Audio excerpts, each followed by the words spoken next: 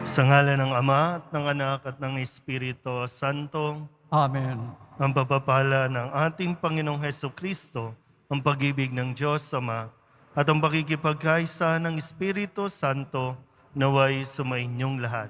At sumayo rin. Mga kapatid, tinipon tayo bilang kaanib ng angkan ng Diyos, kaya dumulog tayo sa maawaing Panginoong nagpapatawad ng lubos. Sinugong Inaamin ko. tagapagpagaling sa mga nagsisisi, Panginoon, kaawaan mo kami. Panginoon, kaawaan mo kami. Dumating na tagapag-anyayang mga makasalanan ay magsisi, Kristo, kaawaan mo kami. Kristo, kaawaan mo kami. Nakaluklok ka sa kanan ng Diyos Ama para ipamagitan kami. Panginoon, kaawaan mo kami. Panginoon, kaawaan mo kami. Kaawaan tayo na makapangyarihang Diyos, patawarin tayo sa ating mga kasalanan at patnubayan tayo sa buhay na walang hanggan. Amen. Manalangin tayo. Ama naming makapangyarihan, ipagkaloob mong lagi naming ikaligayang ikaw ay paglingkuran, sapagkat walang maliw at walang kahulilip ang kasiyahan kapag sumasamba kami sa iyong kapangyarihan. Nagpapairal sa tanang sanlibutan sa pamamagitan ni Jesucristo kasama ng Espiritu Santo magpasawalang hanggan. Amen. Magsiyupo po ang lahat. Pagbasa mula sa unang sulat, sa unang aklat ng Makabeo. Noong mga araw na iyon, may sumipot na masamang binhi. Ito'y si Antioco Epiphanes, ang anak ni Haring Antioco. Siya'y isa lamang bihag sa Roma bago magmana ng kaharian. Nagsimula siyang maghari ng taong 137. Noong kapanahunan ni Antioco Epiphanes, may lumitaw sa mga masasamang Hudyo na ayaw sumunod sa kautusan.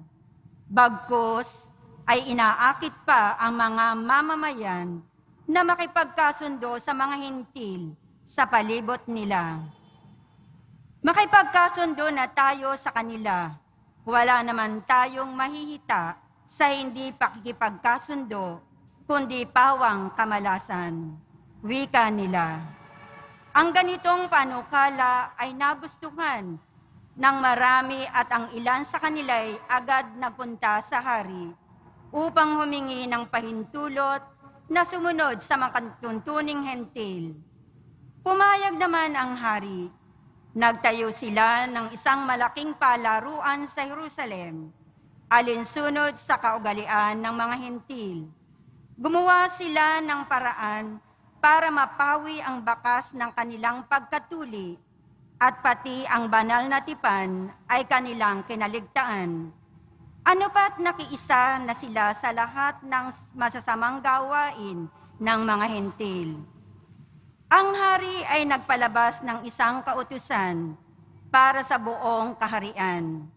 Iniutos niyang maging isa ang tuntunin sa bansa, kaya't ipinagbawal niya ang dating kautusan at ang relihiyon.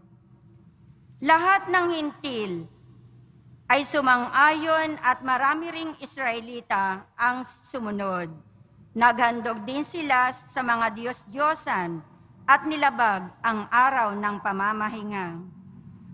Noong taong 145, ikalabing-lima ng buwan ng Kislev, si Haring Antioco ay nagpatayo ng kalapastangan ng walang kapantay sa altar na pinagsusunugan ng mga hain.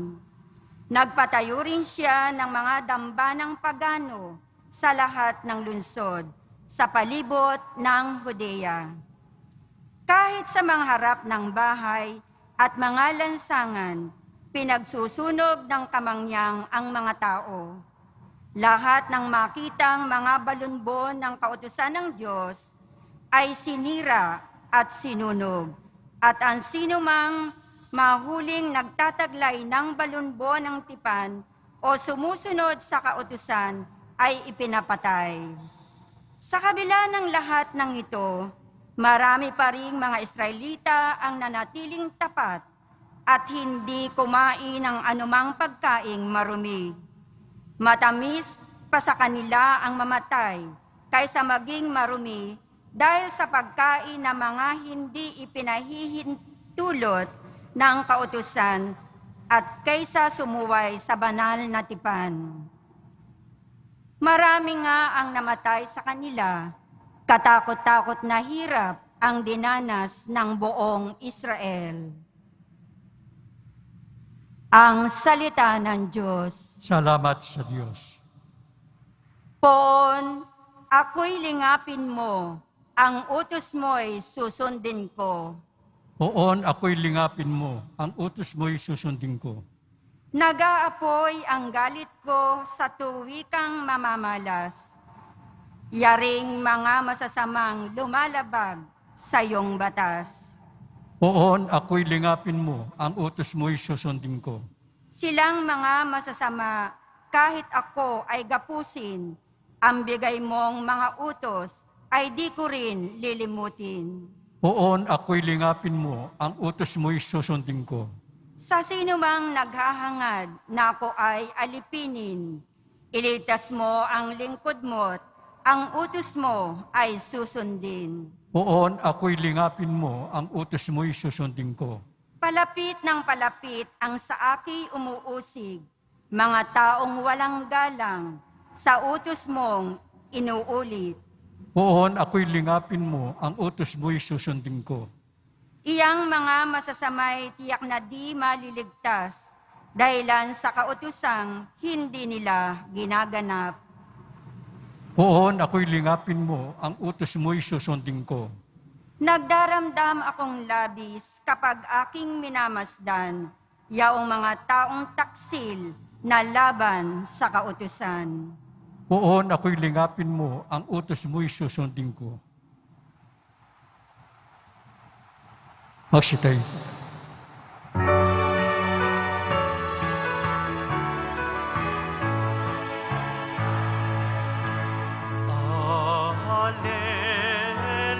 Hallelujah, Hallelujah,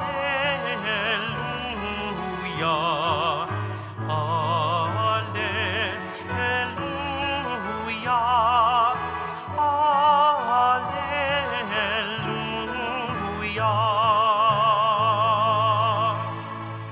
Sinabi ni Jesucristo, ako ang ilaw ng mundo at buhay ng alagad ko. Hallelujah, Hallelujah,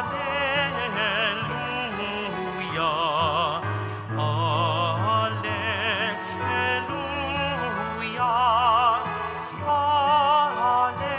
Hallelujah. Sumainyo ang Panginoon. At sumayo rin. Ang mabuting balita ng Panginoon ayon kay San Lucas. Papuri sa iyo, Panginoon. Malapit na si Jesus sa Jericho at dooy may isang lalaking bulag na nakaupo sa tabi ng daan at nagpapalimos. Nang marinig nitong nagdaraan ang maraming tao, itinanong niya kung ano ang nangyayari. Nagdaraan si Jesus sa taga Nazaret, sabi nila. At siya'y sumigaw, Jesus, anak ni David, mahabag po kayo sa akin. Sinaway siya ng mga nasa unahan, ngunit lalo pa niyang nilakasan ang sigaw. Anak ni David, mahabag po kayo sa akin. Kaya tumigil si Jesus at iniutos na dalhin sa kanya ang bulag. Inilapit nga ito at tinanong ni Jesus, ano ang ibig mong gawin ko sa iyo? Panginoon, ibig ko po sana'y manumbalik ang aking paningin. Sagot niya. At sinabi ni Jesus, mangyari ang ibig mo. Pinagaling ka dahil sa iyong pananalig. Noon din, nakakita siya at sumunod kay Jesus at nagpasalamat sa Diyos. Na makita ito ng mga tao, silang lahat ay nagpuri sa Diyos. Ang mabuting balita ng Panginoon. Pinupuri ka namin, Panginoong Hesukristo. Magsiupo ang lahat. Isang magandang araw po sa inyong lahat. Sa ating pong Ebanghelyo ay inaanyayahan tayo na pagnilayan at suriin mabuti ang ating po mga nagiging desisyon sa buhay. Hindi po mahirap kausap ang Diyos.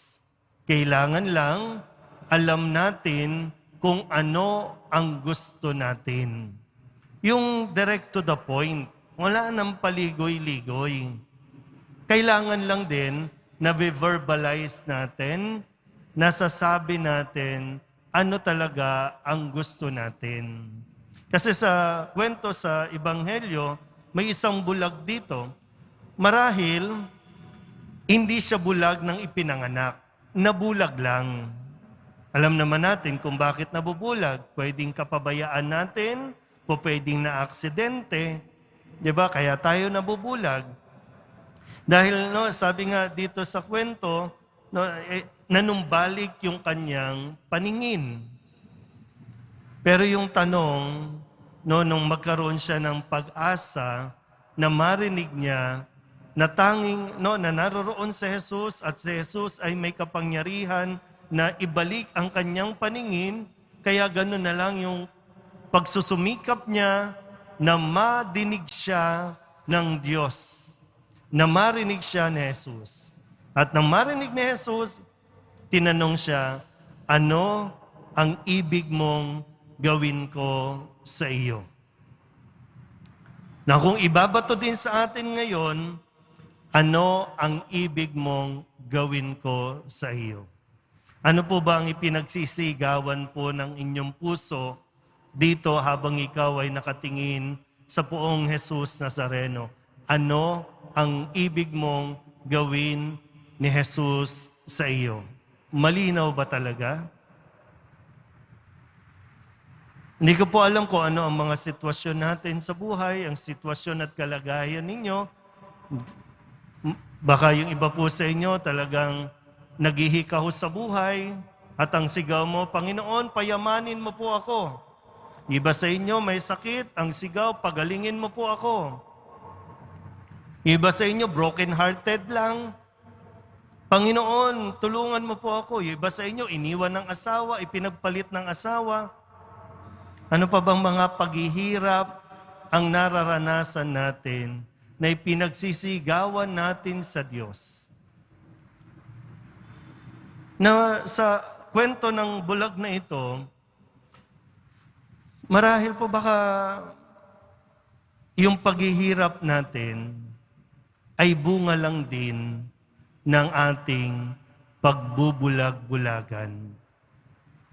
Mas madali pa pong gamutin ang isang taong bulag kaysa ang isang taong pinipiling maging bulag. Mas pinipiling ipikit ang mata at hindi makita ang katotohanan.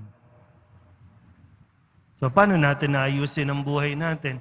Paano natin marareconcile yung dinadasal natin sa Diyos na gusto namang ipagkaloob ng Diyos doon sa ayaw mo naman talagang tingnan, ayaw mo naman talagang imulat ang mata mo para matapos ang ating paghihirap. Alam mo naman na, baka lang po, nagkakaproblema ang relasyon ninyo. Lagi na kayong nag-aaway. Minsan nauuwi na sa sakitan. Tapos irereklamo mo sa Diyos, bakit ganito ang napangasawa ko? Bakit ganito ang ugali ng asawa ko? Kung imumulat lang natin ang ating mga mata, saan ba nagsisimula o nagsimula ang inyong mga tampuhan, ang inyong pag-aaway, at yung pagnanais na sana maaprubahan na ang aming annulment, O sana magkaroon na ng divorce. Imulat mo lang ang iyong mata na baka dahil sa mga pakikipag-chat, diyan nagsisimula. Na ngayon, nagbubulag-bulagan ka kasi nag-i-enjoy ka sa pakikipag-chat kung kani-kanino.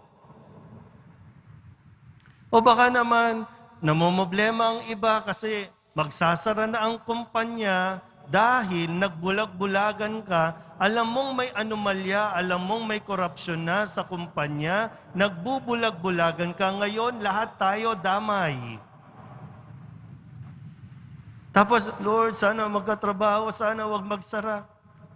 Hindi nagtutugma yung ating isinisigaw sa Diyos sa ating ikinikilos. Gusto natin umahon, gusto natin makawala sa kahirapan. Maganda po, iugnay natin itong sitwasyon ding ito. Sa unang pagbasa po, merong isang hari, no, si Epiphanes, isang hari na nagbulag-bulagan din sa nangyayari sa kanyang nasasakupan. Nagpadala doon sa mga buyo ng kanyang mga konseho o yung mga tao na sabi, makipagkasundo na tayo sa mga hintil. Gawin na rin natin yung kanilang pamumuhay. At nagpanukala pa ng isang batas na alisin natin at wag na natin susundin ang ating relihiyon. O ano nangyari sa kanila? Naghirap ang bayang Israel.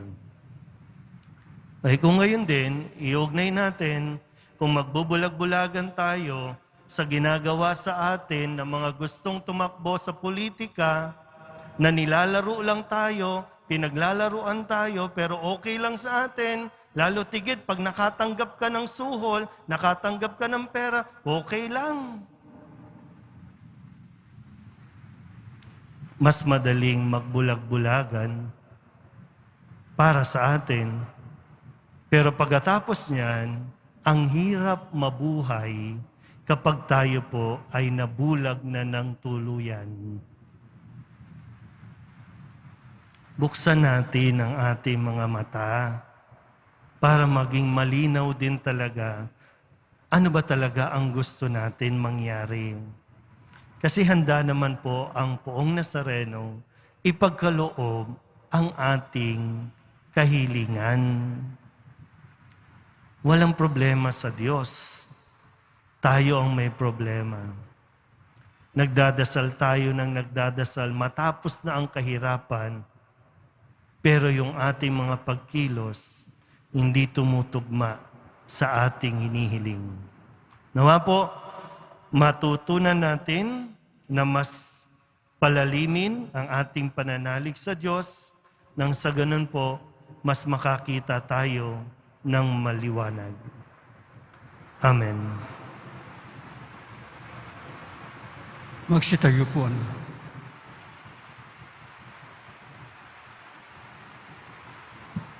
Minamahal ko mga kapatid, hilingin natin sa Diyos Ama na buksan ang ating mga mata upang malinaw nating makita ang kanyang daan at sundan siya ng buong puso.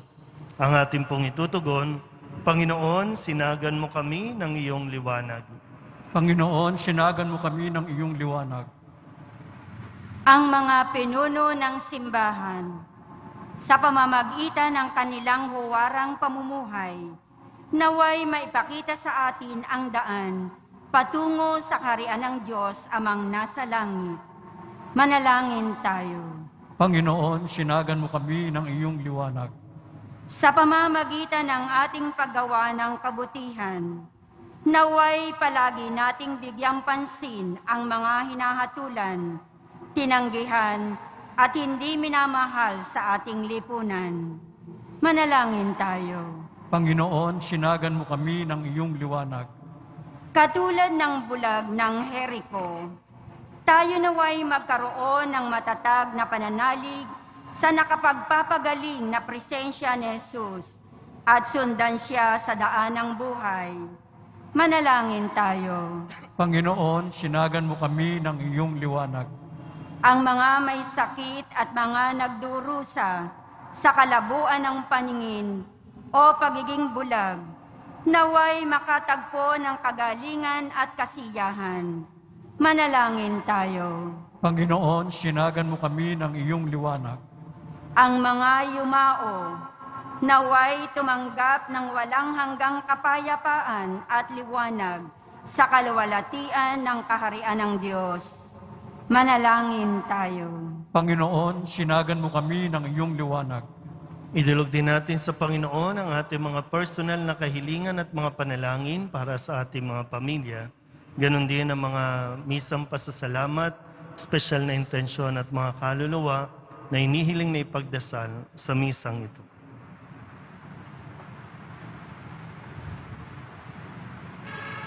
Ang lahat ng ito inihiling namin sa ngalan ni Kristong aming Panginoon. Amen.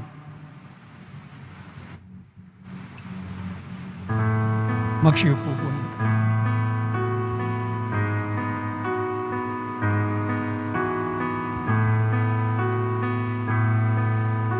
Ang himig mo, ang awit ko, lahat ng ito'y nagmula sa iyo. Muling ihahandog sa'yo, buong puso kong inaalay sa'yo. O Diyos, o Panginoon, lahat ay biyayang aming inampon, aming buhay at kakayahan. Ito'y para lamang sa iyong kalwalhatian. Ito'y para lamang sa iyong kalwalhatian.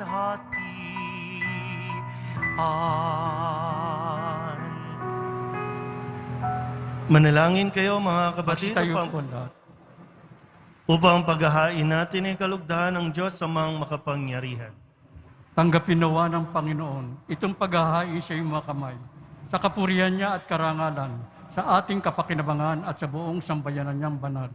Ama naming lumikha, ipagkaloob mo ang iyong masintahing pagtingin sa aming mga alay upang ang kagandahang loob mo ay aming makamtan at ang bunga ng walang hanggang pag-iral ay aming mapakinabangan. Sa pamamagitan ni Jesucristo kasama ng Espiritu Santo, magpasawalang hanggan. Amen. Sumainyo ang Panginoon. At sumayo rin. Itaas sa Diyos ang inyong puso at diwa. Inaas na namin sa Panginoon. Pasalamatan natin ang Panginoong ating Diyos. Marapat na siya ay pasalamatan. Ama naming makapangyarihan, tunay ngang marapat na ikaw ay aming pasalamatan sa pamamagitan ni Jesucristo na aming Panginoon. Sa dakilang pagtubos niya sa amin, ang kasalanan at kamatayang aming pasanin ay binalikat niya upang kami palayain at maitampok sa iyong luningning. Siya ang nagtanghal sa amin bilang liping hinirang, pari at haring lingkod sa iyong kamahalan. Mula sa kadiliman kami iyong liwanag, bilang iyong angkang may tungkuling maglahad ng iyong dakilang pag-ibig sa lahat. Kaya kaysa ng mga anghel ang sisiawit ng papuri sa iyo nang walang humpay sa kalangitan, kami nagbubunyi sa iyong kadakilaan. Santo, Santo, Panginoon Diyos na mapangyarihan, napupuno ng langit at lupa ng kadakilaan mo, usana sa kaitaasan, pinagpalat na paririto sa ngalan ng Panginoon, usana sa kaitaasan, lumuhod po. Magsiluhod po ang lahat. Ama naming banal, ikaw ang bukal ng tanang kabanalan. Kaya sa pamamagitan ng iyong Espiritu, gawin mong banal ang kaloob na ito upang para sa aming maging katawan at dugo ng aming Panginoong Hesukristo. Bago niya pinagtiis ang kusang loob na maging handog, inawakan niya ang tinapay, pinasalamatan kaniya, inaghati-hati ni ayon, iniabot sa kanyang mga alagad at sinabi, tanggapin ninyong lahat ito at kanin, ito ang aking katawan na ihahandog para sa inyo.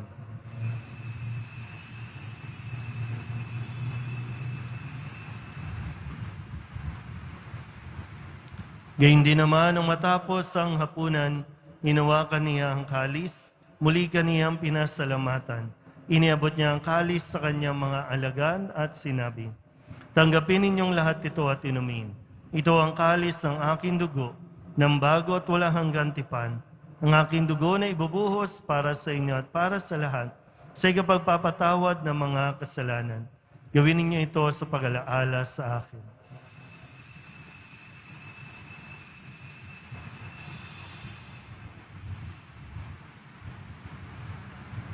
Ipagbunyi natin ang misteryo ng Magsitayo pananampalataya. po. Si Kristo'y namatay, si Kristo'y nabuhay. Si Kristo'y babalik sa wakas ng panahon. Ama, ginagawa namin ngayon ang pag-alaala sa pagkamatay at muling pagkabuhay ng iyong anak. Kaya tiniaalay namin sa iyo ang tinapay na nagbibigay buhay at ang kalis na nagkakaloob ng kaligtasan. Kami napapasalamat dahil kami iyong minarapat na tumayo sa harap mo para maglingkod sa iyo. Isinasamo namin kami magsasalo-salo sa katawan at dugo ni Kristo ay mabuklod sa pagkakaisa sa pamamagitan ng Espiritu Santo. Ama, lingapin mo ang iyong simbahang laganap sa buong daigdig. Puspusin mo kami sa pag-ibig kaysa ni Francisco na aming Papa at ni Jose na aming Obispo at ng Tanang Kaparian. Alalahanin mo rin ang mga kapatid naming nahimlay na may pag-asang sila'y muling mabubuhay, gayon din ang lahat ng mga pumanaw. Kawaan mo sila at patuloyin sa iyong kaliwanagan. Kawaan mo at pagintapating kaming lahat na makasalo sa iyong buhay na walang wakas. Kaysa ng mahal na Birhen Maria na ina ng Diyos, ng kabiyak ng puso niyang si San Jose. Kaysa ng mga apostol at ng lahat ng mga banal na namuhay dito sa daigdig ng kalugod-lugod sa iyo. May pagdiwang nawa namin ang papupuri sa ikararangal mo sa pamamagitan ng iyong anak na aming Panginoong Heso Kristo. Sa pamamagitan ni Kristo, kasama niya sa Kanya, ang lahat ng parangal at papuri ay sa iyo, Diyos Amang makapangyarihan, kasama ng Espiritu Santo, magpasawalang hanggan. Amen.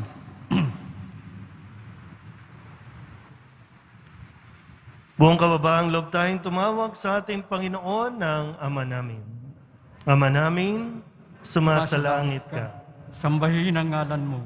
Mapasa amin ang kaharian mo. Sundin ang loob mo dito sa lupa para ng sa langit. Bigyan mo kami ng aming kakanin sa araw-araw at patawarin mo kami sa aming mga sala. Para ng pagpapatawad namin sa nagkakasala sa amin at huwag mo kaming ipahintulot sa tukso at ihadya mo kami sa lahat ng masasama. Hinihiling namin kami iadya sa lahat ng masama, pagkalooban ng kapayapaan araw-araw, iligtas sa kasalanan at ilayo sa lahat ng kapahamakan. Samantalang aming pinananabikan ang dakilang araw ng pagpapahayag ng tagapagligtas naming si Heso Kristo. Sapagkat iyo ang kaharian at ang kapangyarihan at ang kapurihan magpakilanman. Amen.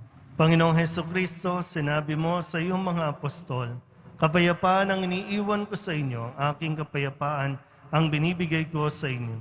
Tunghayan mo ang aming pananampalataya at huwag ang aming mga pagkakasala.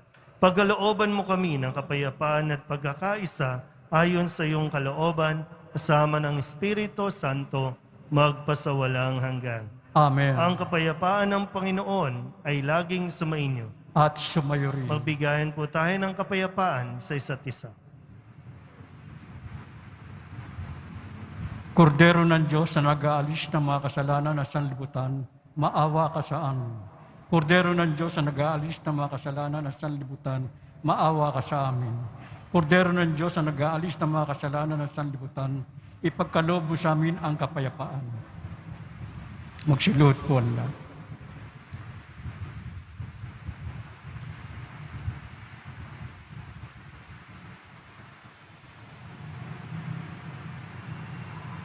Ito ang kordero ng Diyos. Ito ang nag-aalis ng kasalanan ng sanlibutan. Mapalad ang mga inaanyayahan sa kanyang piging. Panginoon, hindi ako karapat-dapat na magpatuloy sa iyo. Ngunit sa isang salita mo lamang ay gagaling na ako.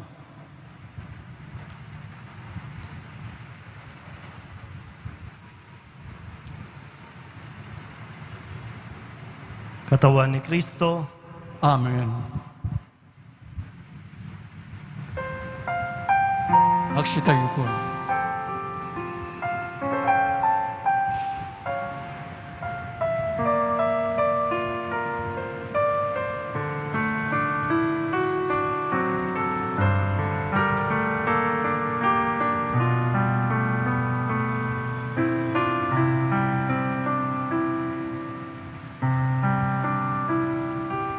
Sumasa akin ang Espiritu ng Panginoon.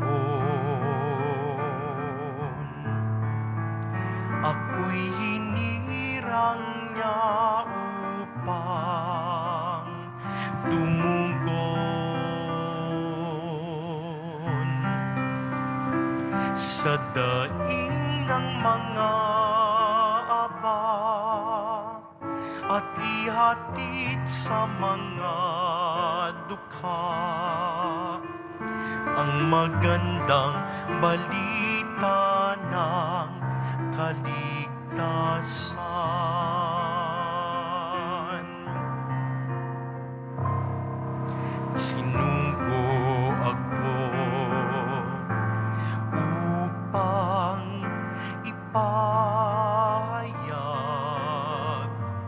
ang kalayaan sa mga bihag.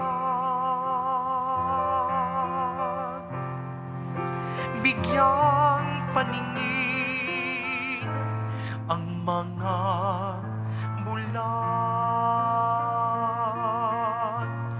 dalhin ng nasa dilim sa may liwanag. Sumasa akin ang Espiritu ng Panginoon. Ako'y hinirang niya upang tumugon sa daing ng mga aba at ihatid sa mga dukha ang magandang balita ng kaligtasan.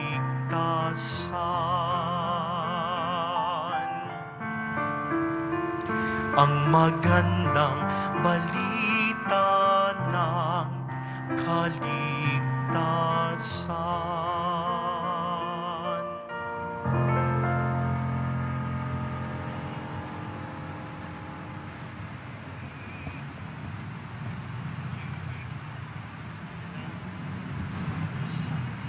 manalangin tayo. Magsitayo po ang lahat. Ama naming mapagmahal, sa pinagsaluhan naming banal na pakikinabang, ang amin nawang pag-ibig ay lalong madagdagan ng ginawa namin sa pag-alaala sa anak mong mahal na nag-utos sa pagdiwang ang huling hapunan sa pamamagitan ni Jesucristo kasama ng Espiritu Santo magpasawalang hanggan. Amen. Mga kapatid, ating ipagdasal ang ating mga minamahal na yumao at ang lahat ng mga kaluluwa sa purgatorio. Panginoon naming Diyos, Ama namin, Ikaw po ang dahilan ng aming pagsilang. Sa iyo galing ang aming hiram na buhay. Buong kababaang loob po kaming nananalangin at kami nagmamakaawang kalugdan mo po ang mga kaluluwa ng mga pumanaw na sa mundong ito. Sila naway magkamit ng buhay sa iyong piling. Alisin mo ang anumang mga karumihan ng kasalanan upang sila ay maging marapat sa iyong walang hanggang kalinisan. Iahon mo sila mula sa purgatorio at bigyan ng puwang sa iyong kaharian sa langit. Kapayapaan kailanman ang igawad ng may kapal sa mga yumaong nagsipanaw. Sila naway sila ng iyong ilaw na walang hanggan. Amen. Mapanatag nawa sila sa kapayapaan. Amen.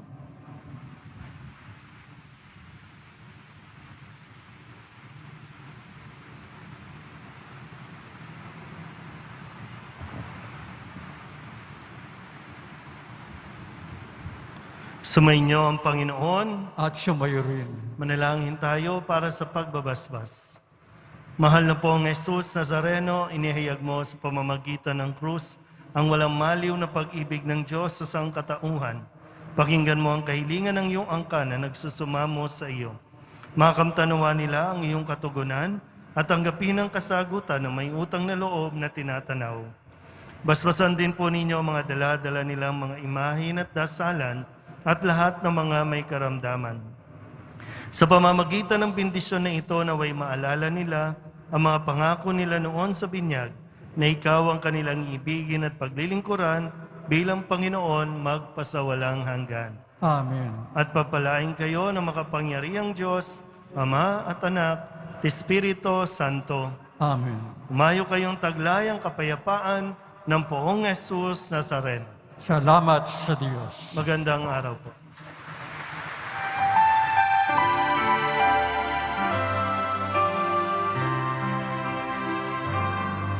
Cristo Padre Jesus Nazareno, sinasamba ka namin, pinipintungo ka namin, aral mo ang aming buhay at kaligtasan. Nuestro Padre Jesus Nazareno, iligtas mo kami sa kasalanan. Ang krus mong kinamatayan ay sagisag ng aming kaligtasan. Nuestro Padre Jesus Nazareno, dinarangal ka na amin. Nuestro Padre Jesus Nazareno, nilulwalhati ka namin. Nuestro Padre Jesus Nazareno, dinarangal ka na amin. Nuestro Padre Jesus Nazareno, nilulwalhati ka na